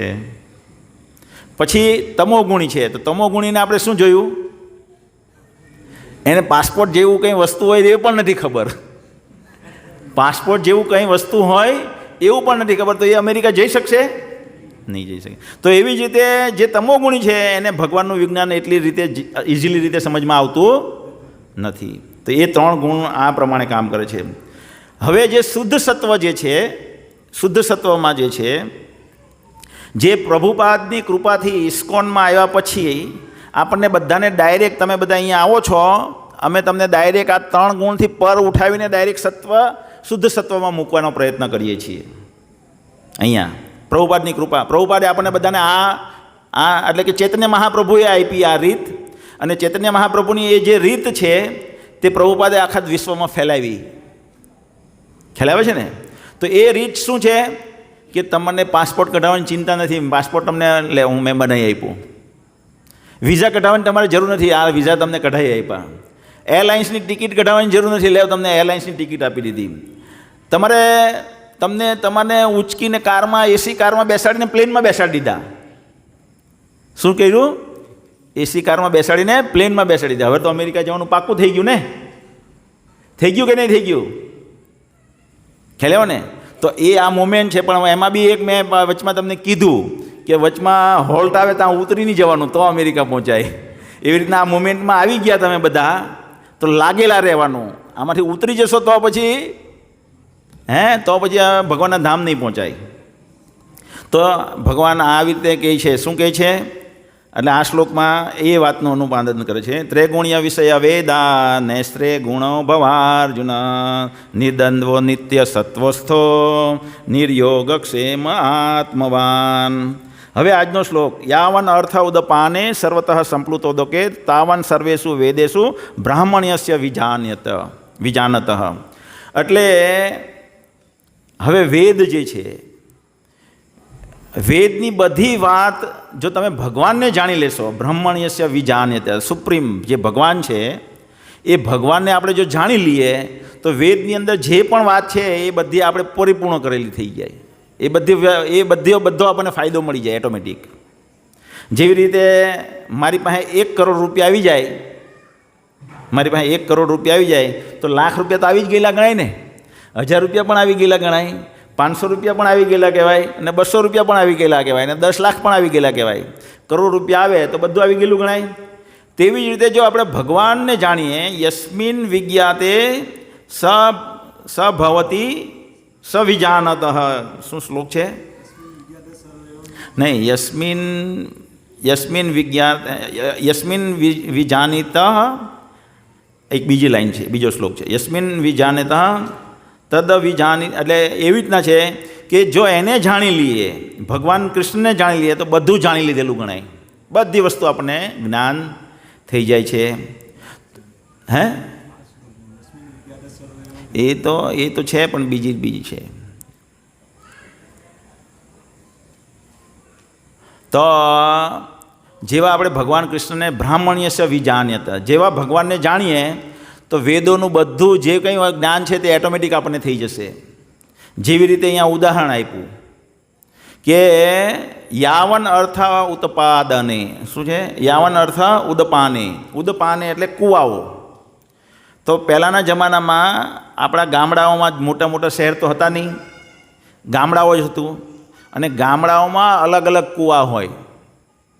એક કૂવો ગામના લોકોને પાણી પીવાનું ભરવા માટે હોય, એક કૂવો ગામના લોકોના કપડાં ધોવા માટે હોય, એક કૂવાનું પાણી બહાર કાઢીને તમારે એના વાસણ ધોવા માટે હોય, એક કૂવાનું પાણી તમારા ઢોરને, પશુઓને પાણી પીવડાવવા માટે હોય. એટલે દરેક ગામમાં 5 થી 7 કૂવાઓ હોય, 5 થી 7 કૂવા હોય, ને દરેક કૂવો અલગ અલગ કાર્ય માટે હોય. પણ જો વહેતી નદી હોય તો કૂવા એક જ વહેતી નદીમાં બધા કાર્ય થઈ જાય. તો અલગ અલગ કૂવામાં પાસે જવાની જરૂર રહે નહીં. એટલે અહીંયા કે સર્વતઃ સંપ્લુતોદકે. સંપ્લુતોદકે એટલે મોટું જળાશય, વહેતું જળાશય જે છે એમાં જો તમે જાઓ, નદીમાં જાઓ તો બધા કામ થઈ જાય. તમારે નાહવાનું કામ થઈ જાય, વાસણ ધોવાનું કામ થઈ જાય, અને કપડાં ધોવાનું કામ થઈ જાય, ઢોરને પાણી પીવડાવવાનું કામ થઈ જાય, બધા કામ થઈ જાય. તેવી જ રીતે ભગવાનને જાણી લેવાથી, એવી જ રીતે વેદોને જે જાણવાનો ઉદ્દેશ છે એ તો ઓટોમેટિક ભગવાનને જાણવાથી સરળ થઈ જાય છે. ખ્યાલ આવે છે ને? તો હવે ભગવાનને કેવી રીતે જાણી શકાય એ સમજાવવા માટે ભગવાનને કેવી રીતે કોઈ જાણી શકે એ સમજાવવા માટે પ્રભુપાદ ભાગવતનો શ્લોક ટાંકે છે આના ઉદાહરણમાં, ભાવાર્થમાં. શું કહે છે? અહો બત સ્વપચોતુ ગર્યાન યજ્જિહ્વા અગ્રે વર્તતે નામ તુ ભયમ તે પુસ્તપસ્તુ તે જીહવું તે પુસ્તપુસ્તે જીહવું સસ્નુરાર્યા બ્રહ્માનુચરનામ ગૃહંતિ તે અહોબત સ્વપચોતુ ગર્યાન. અહોબત શું વાત કરવી એની, અહોબત શું વાત કરવી એની, સ્વપચો કે જે સ્વપચો એટલે શું? આ મનુષ્યમાં પણ અલગ અલગ કેટેગરીના માણસો આવે.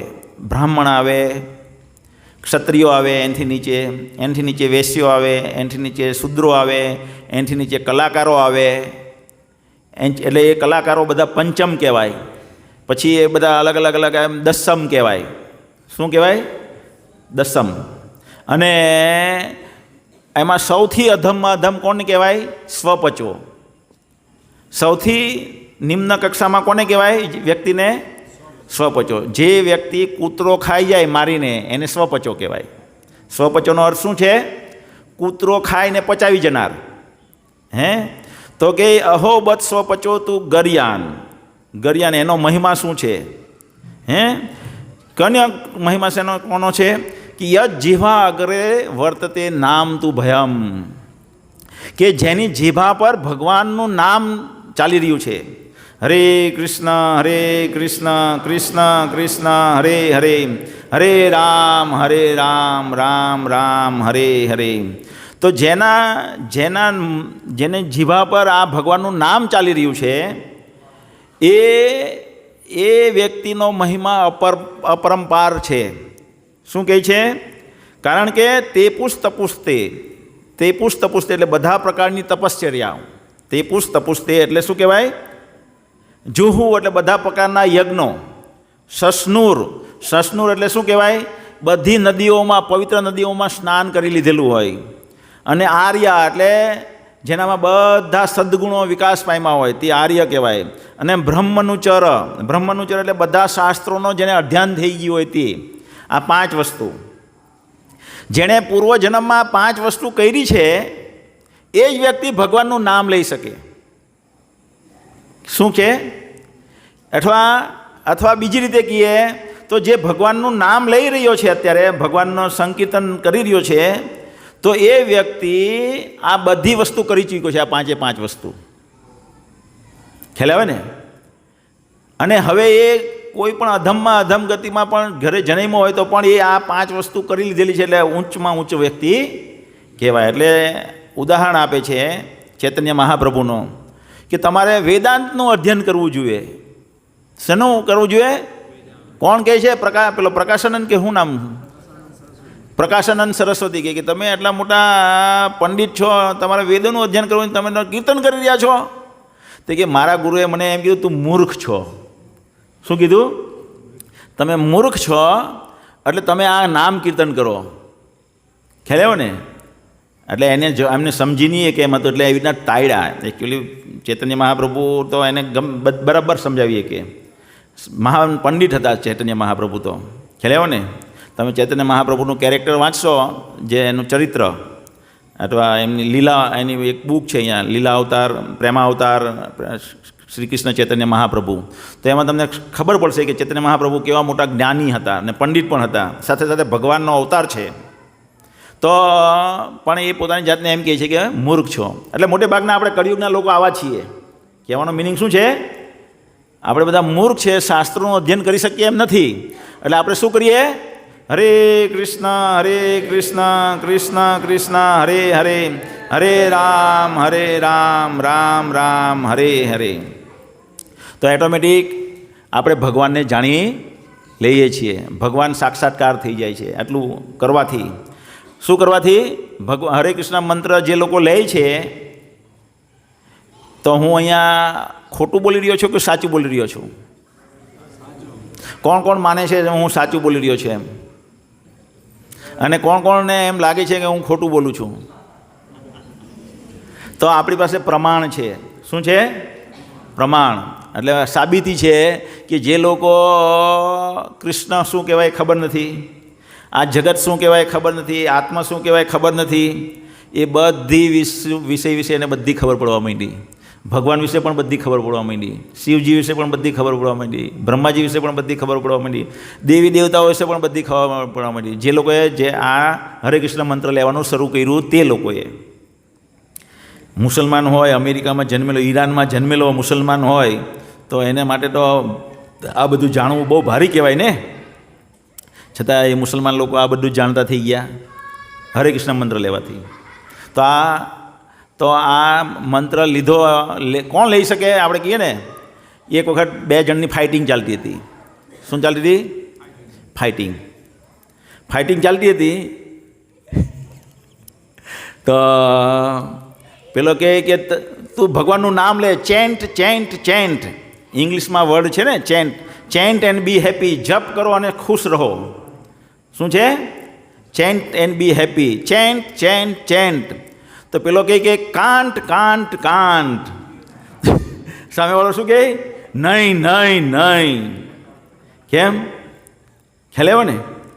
તો એ કાંટ બોલે છે, પણ ચેન્ટ બોલી શકાતું નથી. કેમ? કારણ કે આગલા જન્મમાં આ 4-5 વસ્તુ કરી નથી અને ભગવાનના ભક્તની કૃપા પણ નથી થઈ. તો આ લોકો છે ને બહુ સ્ટબબોર્ન કહેવાય. જેવી રીતે પ્રભુપાદ કહે કે એટલા બધા સ્ટબબોર્ન હોય કે બે જણા વચ્ચે ફાઇટિંગ ચાલવા માંડી. કેવી ફાઇટિંગ? તો કે આને ચાકુ કહેવાય, અને નહીં પેલો કે નહીં આને કાટર કહેવાય. તો એક જણ જે સાચો હતો ને, જે ખોટો હતો ને, તે ખોટો કોણ હતો? વાસ્તવમાં કાતર હતી, પણ નહીં, વાસ્તવમાં ચાકુ હતી, પણ એ કહેતો હતો નહીં કાતર છે. તો પેલો જે ખોટું બોલતો હતો, તે જે સાચો હતો તેને શક્તિશાળી હતો, એને પાણીમાં ડૂબાડી દે, બોચી પકડીને દરિયામાં ડૂબાડી દે. તો પેલો બોલી તો નહીં કે કાતર છે હે, તો બી પણ પાણીમાંથી હાથ કરીને આવી ગઈ કે કાતર. હે, તો આપણે આવા છીએ કે ભાઈ જપ કરો.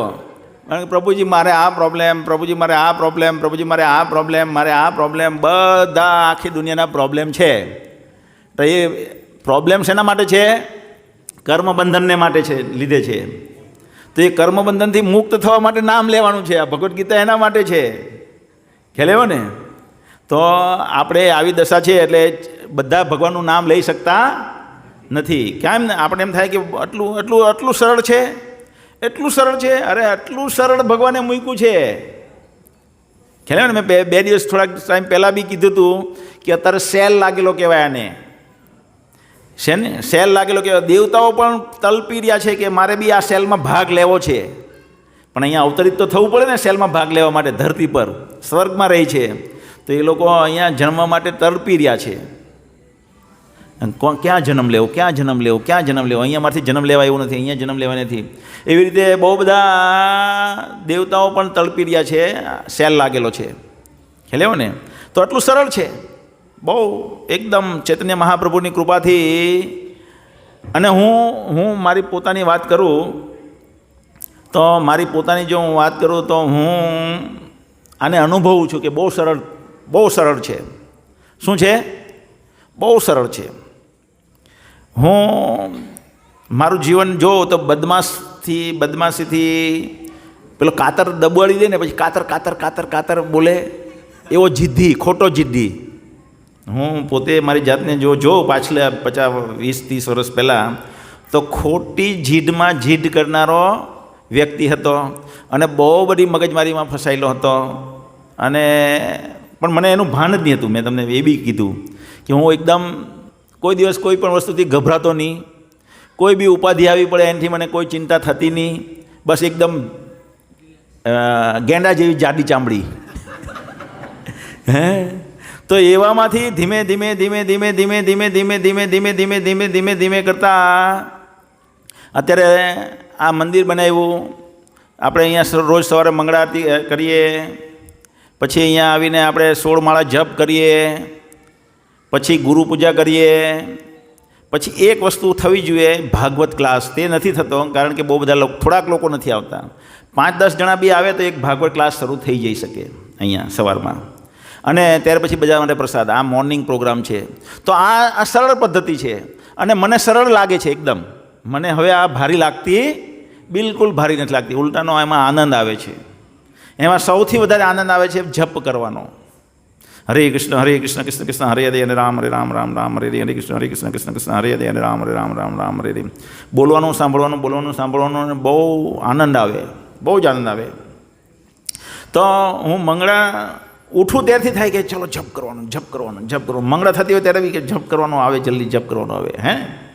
તો એ જપ કરવાનું જે છે તે ભગવાન રિયલાઇઝેશન કરાવે. બહુ સરળ માર્ગ છે. સરળ માર્ગ મને 20 વર્ષ પહેલાં નહીં લાગતો, પણ 20 વર્ષમાં અત્યારે 20 વર્ષ પછી અત્યારે ધીમે ધીમે વધતો પ્રગતિ થતી ગઈ. અત્યારે સરળ લાગે છે, એકદમ સરળ. તો એવી રીતે સરળ છે જ વાસ્તવમાં, પણ આપણે સ્ટબબોર્ન છીએ. શું છે? સ્ટબબોર્ન. કાતર.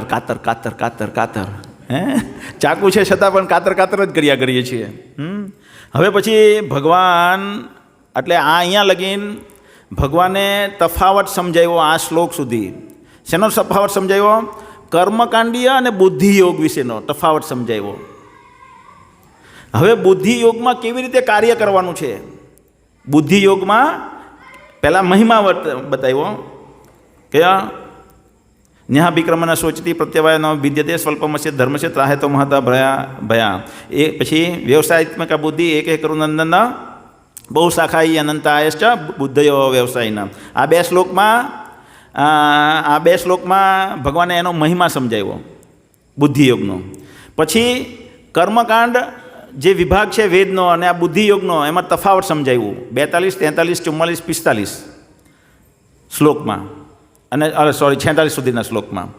હવે 46 શ્લોક પછી 47, 48 ને 49, 47, 48, 49માં બુદ્ધિયોગમાં કેવી રીતે કાર્ય કરવાનું છે તે બતાવે છે ભગવાન. તો આપણે આ 3 શ્લોકમાં કેવી રીતે કાર્ય કરવાનું છે તે જોઈશું. તો ફેમસ શ્લોક છે બધાના. પેલો ભાઈ કોણ આવેલો, કથા પેલી સિરિયલ બનાવેલી, તેનું નામ શું? રામાનંદ સાગર ને, મહાભારત. યશ ચોપરા, B.R. ચોપરા. હા, તો B.R. ચોપરાએ આ બધાના મોઢે કરાવી દીધેલો શ્લોક છે. કર્મણીએ વાધિકારસ્તે. બરાબર ને?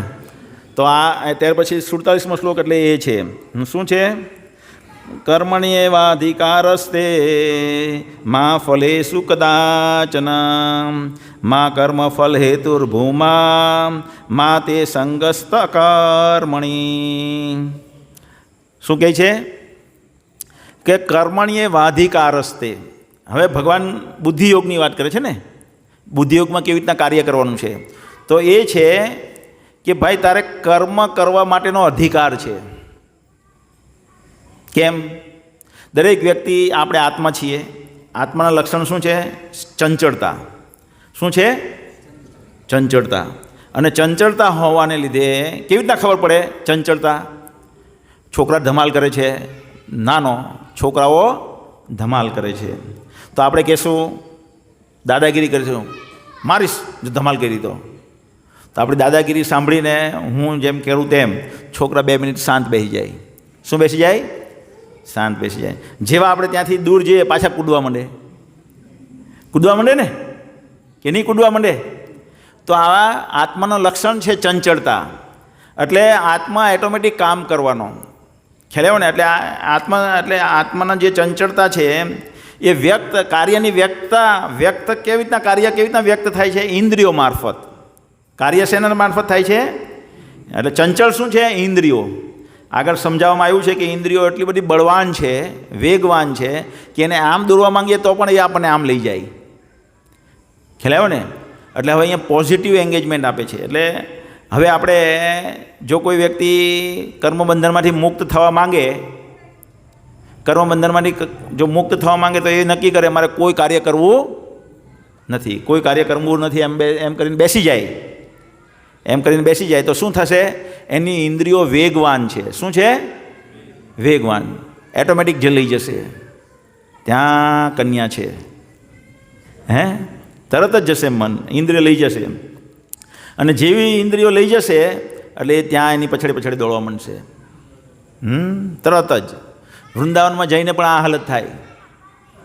વૃંદાવનમાં જઈને પણ આ હાલત થાય. એટલે એને પોઝિટિવ એન્ગેજમેન્ટની એને તમે એટલે ઘણા લોકો કહે કે કર્મનો ત્યાગ કરીને સંન્યાસ લઈ લેવું, તો એ સંભવ નથી કે એ કર્મ કર્યા વગર રહી શકે. એટલે કર્મબંધનમાંથી મુક્ત થવાના ચાન્સ કોઈ છે નહીં. પણ કર્મબંધનમાંથી મુક્ત થવાનું એવી રીતે છે કે એ જે બનાવનાર છે એના માટે કાર્ય કરીએ, એટલે પોઝિટિવ એન્ગેજમેન્ટ. ઇન્દ્રિયોને જે ચંચળતા છે આપણે આત્માનું લક્ષણ છે ચેતના, તો આપણે કાર્ય કર્યા વગર રહી નહીં શકીએ. ત્રીજા અધ્યાયમાં પણ નાહી કશ્ચિત ક્ષણપી જાતું તિષ્ઠતિ અકર્મકૃત. કોઈ પણ વ્યક્તિ કાર્ય કર્યા વગર રહી શકશે નહીં. આપણા ત્રીજા અધ્યાયમાં જોઈશું, અને આપણે જોઈએ પણ છે કોઈ પણ વ્યક્તિ કાર્ય કર્યા વગર રહી શકે નહીં. તો એને તો કર્મબંધનમાંથી મુક્ત રહેવું હોય તો કેવી રીતે? ભગવાન માટે કાર્ય કરવાનું છે. એટલે ભગવાન અહીંયા કહે છે કર્મણ્યે વાધિકારસ્તે, તારે કર્મ કરવાનો અધિકાર છે. મા કર્મ ફલ હેતુર્ભૂમા. અને શું છે? કર્મણ્ય છે વાધિકારસ્તે મા ફલેસુ કદાચન. પણ એના ફળની આકાંક્ષા તારે નહીં રાખવી જોઈએ. શું? એટલે આપણે કોઈ પણ કાર્ય કરીએ તો એની આકાંક્ષા નહીં રાખવાની કે મને આ મળશે, મને આ મળવું જોઈએ. ઘણા ભક્તો શું કરે? અહીંયા સેવા કરે, સર્વિસ સેવા કરે, પછી એને મનમાં થાય કે જય ગોવિંદ પ્રભુ મારા વખાણ કરવા જોઈએ, એવી અપેક્ષા રાખે. તો એ શું થયું? મા ફલેસુ કદાચન ન થયું. મા એટલે મા ફલેસુ ફલેસુ ન કદાચન કહેવાય, ફળની આકાંક્ષા રાખેલી કહેવાય. મા કર્મ ફલેસુ ન કહેવાય એને. ખ્યાલ આવ્યો ને? પછી શું કહે છે કે તારે કર્મની ફળની આકાંક્ષા નહીં રાખવી જોઈએ, તો ભગવાન પ્રસન્ન થશે. ખ્યાલ આવ્યો ને? ભગવાન માટે કરીએ છીએ એટલે ફર્મ ઓકે, જે પણ મળશે તે ભગવાનને હું અર્પણ કરી દઈશ, ભગવાનને પ્રસન્ન કરવાના છે મારે. તો કોઈ વ્યક્તિ વિચારે કે તો પછી મારે કાર્ય શું કરવા નહીં કરવા, અને ત્યાર પછી બીજી લાઈન છોડી ગઈ છે, મા કર્મફલ હેતુર્ભૂમા. શું કહે છે? મા કર્મફલ હેતુર્ભૂમા. એટલે ભગવાન એને અર્જુનને સલાહ આપી રહ્યા છે કે તું કર્મના ફળનો નિયંતા છે, કરતા છો એમ પણ ન માન. પહેલાં શું કીધું? તારે કર્મ કરવાનું છે, કાર્ય કરવાનું છે, પણ એમાંથી ફળ આવે તે ભોગવવાની તારે ઈચ્છા નહીં રાખવી જોઈએ. અને એ કર્મનો ફળનો કરતા પણ હું છું એમ નહીં માનવું જોઈએ તારે. જો કરતા તું માનીશ તો શું થશે? ફળ પણ તારે ભોગવવા પડશે. આજે એમ કે મેં કર્યું તો હું સારું કરું તો ખરાબ થાય એનું બી મારે પરિણામ ભોગવવું પડે ને. એટલે ભગવાન શું કહે છે કે તું કર્મના ફળનો કરતા છો એમ પણ ન માન. ફળ તો નથી ભોગવવાના, પણ કરતા છો એમ પણ ન માન. ખ્યાલ આવે છે ને? તો પછી પેલો કોઈ વ્યક્તિ વિચારશે તો મારે કામ જ શું કરવા કરવું? ખ્યાલ આવ્યો ને? તો મારે કામ જ શું કરવા કરવું? ખ્યાલ આવ્યો ને? કારણ કે કોઈ વ્યક્તિ આપણે જોઈએ, આ માનસિકતા આપણે જોઈએ કે જે વ્યક્તિ બોસ થઈને બેસે, દુકાનમાં બોસ થાય, તો એ પથ્થરને સોનામાં ફેરવી નાખે. એટલી મહેનત કરે કે પથ્થરને બી સોનાનું રૂપ આપી દે. અને જે વ્યક્તિ ત્યાં નોકરી કરતો હોય, કારણ કે એને કર્મના ફળ તો થોડાક જ મળવાના છે ને, એટલે એ સોનાને પથ્થર બનાવી દે. સમજમાં આવે છે કે નહીં વાત? એટલે આ વાત એના પરથી સાબિત થાય કે ભગવાન એમ કહે છે કે તું કર્મ ન કરવામાં પણ આસક્ત ન થવું જોઈએ. તારે કર્મ તો કરવું જ જોઈએ. તો શું 4 વસ્તુ આમાં કીધી? શું 4 વસ્તુ કીધી? તારે કર્મ કરવાનો હક છે, ફળ ભોગવવાની તારે કોઈ અધિકાર નથી, ફળ મેં કર્યું એવું બી તારે બોલવાની જરૂર નથી, અને આ બધું નથી એટલે તારે હવે કામ નથી કરવું એમ પણ નક્કી નહીં કરવાનું, તારે કાર્ય કરવું જ પડશે. તો આવી રીતે ભક્તિ યોગમાં કાર્ય થાય છે. અને આ કાર્ય કેવી રીતના થાય? કોઈ પણ નિપુણ ભક્તના માર્ગદર્શનમાં થાય. નિપુણ ભક્તના માર્ગદર્શનમાં થાય. એટલે ભગવાન કહે હવે આગળ શું કહે? યોગસ્થ કુરુ કર્માણી સંગ ત્યક્વા ધનંજય સિદ્ધયો સિદ્ધયો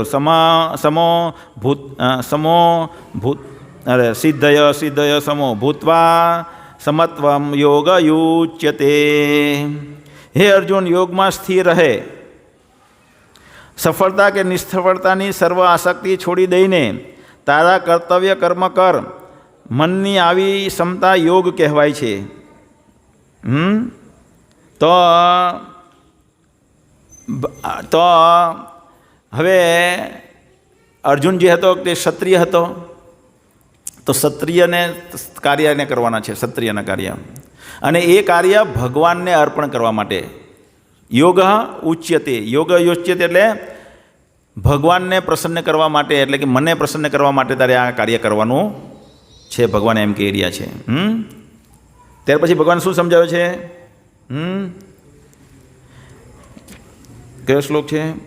દૂરેણ હિ આવરણ કર્મ બુદ્ધિ યોગા ધનંજયા બુદ્ધવસણમન વિચ્છા કૃપણ ફલ હેતવ. શું કહે છે? દૂરેણ હિ આવરણ કર્મ, હે ધનંજય, ભક્તિમય સેવા દ્વારા બધા જ નિંદ્ય કર્મથી દૂર રહી એવા જ ભાવથી ભગવાનને શરણાગત થા. જે લોકો પોતાના કર્મના ફળ ભોગવવાની ઈચ્છા રાખે છે તે કૃપણ છે. શું કીધું આમાં? આ એક શ્લોક બતાવી દઈએ, બરાબર. પછી આગલા શ્લોકમાં બુદ્ધિયોગમાં કાર્ય કરવાથી ભગવત પ્રાપ્તિ થાય છે એ વર્ણન છે 50 થી 53માં. પણ આ 49માં આપણે આ જે શ્લોક બતાવી દઈએ 5-10 મિનિટમાં, બરાબર. તો એ આ દૂરેણ હિ આવરણ કર્મ બુદ્ધિ યોગા ધનંજય, કે નિંદનીય જે કાર્ય છે એને બુદ્ધિ યોગ દ્વારા દૂરથી જ ફેંકી દે. તો નિંદનીય કાર્ય કયા છે? અર્જુન એમ સમજે છે આ બધાને સગાને મારવા એ નિંદનીય કાર્ય છે. શું કહે છે અર્જુન? મનમાં શું સમજે છે? આ બધા સગાઓને મારવા, પિતૃઓને મારવા, દ્રોણાચાર્ય ભીષ્મ પિતાને મારવા એ નિંદનીય કાર્ય છે.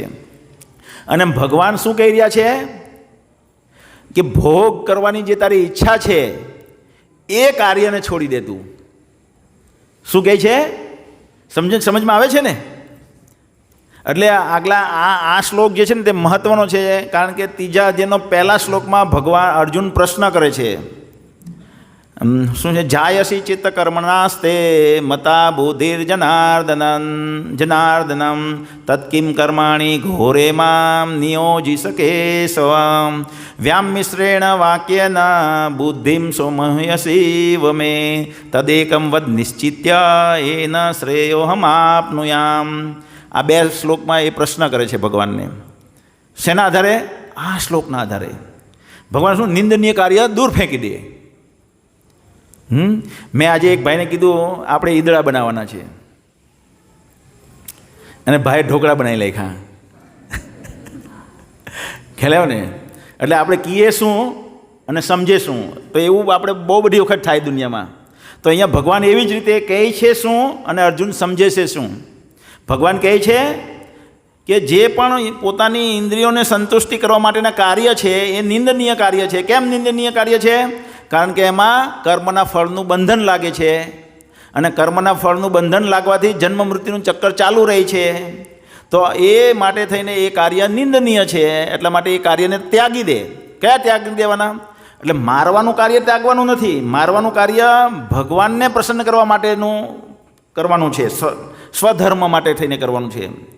પણ મારવાનું કાર્ય એ ઉદ્દેશથી કરવાનું જો આવે કે આમાં મને રાજ્ય મળશે, તો એ વૃત્તિ છોડવાનું કહે છે ભગવાન. મારવાનું તો છે જ, તમે સમજો છો ને? મારવાના તો છે જ, પણ ભગવાન કહે છે કે એના દ્વારા તને રાજ્ય પ્રાપ્ત થશે અને તું સુખી થઈશ કે નિસુખી થઈશ, એ જે તારી વૃત્તિ છે એ છોડીને તું કર. અને એ એમ સમજે છે કે આને મારવા એ જ નિંદનીય કાર્ય છે. હે ને? એટલે દૂરે નહીં આવરણ કર્મ બુદ્ધિ યોગા ધનંજયા બુદ્ધવો અસણમ અવચ્છ કૃપણ ફલ હેતવહમ. ભગવાન શું કહે છે કે ફળ ભોગવવાની જે આશા છે, આકાંક્ષા છે, એ તો કૃપણ લોકોની વાત છે. કોણ કૃપણ કહેવાય? હે? કૃપણ એટલે શું? કંજૂસ. કંજૂસ વ્યક્તિ હોય ને, તે વ્યક્તિ પાસે તમે કરોડ રૂપિયા આપી દેવ તો એ કરોડ રૂપિયા તિજોરીમાં મૂકીને રોજ આરતી કરશે. આરતી કરશે, હા મારી પાસે કરોડ રૂપિયા છે, કરોડ રૂપિયા. અને એક દિવસ ઉંદર આવીને ખાઈ જાય અને પછી રડશે બરાબર. કૃપણ આવા હોય, કંજૂસ લોકો આવા હોય. અને બ્રાહ્મણ જે તે ઉદાર દિલવાળા હોય. શું હોય? એને કૃપણના ઓપોઝિટ શું છે? બ્રાહ્મણ, ઉદાર દિલવાળા. મને મારી નાખવાનો છે, કંઈ નહીં, તો પણ એને જ્ઞાન શીખવાડું. શું કરે? મને મારી નાખવાનો છે, કંઈ વાંધો નહીં, તો પણ મારું ફરજ છે, મારે એને શીખવાડવું જોઈએ. એટલે હું બિઝનેસમેન છું, તો મારું કામ છે આ કરોડ રૂપિયાને બિઝનેસમાં લગાવીને 2 કરોડ કરવા જોઈએ. એ બ્રાહ્મણ કહેવાય, ઉદાર દિલવાળા. તો અહીંયા કહે છે કે જો તું ફળની આશા ભોગવવા માંગે છે તો તું કૃપણ કહેવાય.